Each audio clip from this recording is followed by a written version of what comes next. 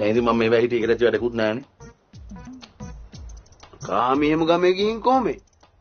හෙටින්ම මම වෙදගෙදර වෙදකම් පටන් ගන්නවා. ඒ හන්දම තමයි වැඩියත් මම යන්න හදන්නේ. ආමිනේ වෙද මහත්තයාගේ පුටුවේ වාඩි වුණා කියලා මොකෝ වෙද මහත්තයා වැහින්නේ නැහනේ මෙතන වෙදකම් කරන්න. වෙද මහත්තයා ඔය වෙදකම් කරේ පරම්පරාවෙන් උරුම වෙච්ච වෙදකම පුරුදු පුහුණු වෙලා පුංචි හන්දියේ ඉඳන්. නැතු මේ පුංචි මහත්තයා වගේ හන්දි ගානේ කොල්ලොත් එක්ක රස්ති ආදු ගහලයි දවස් තිස්සම පජ්ජි ගහලයි නෙවෙයි.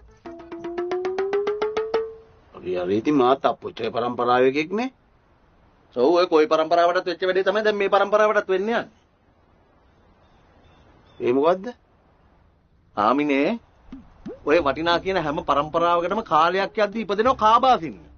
උගේ වැඩේ තමයි අර පරම්පරාවේ අර වටිනා කියන උරුමෙත් හැඳි ගාලා දාලා.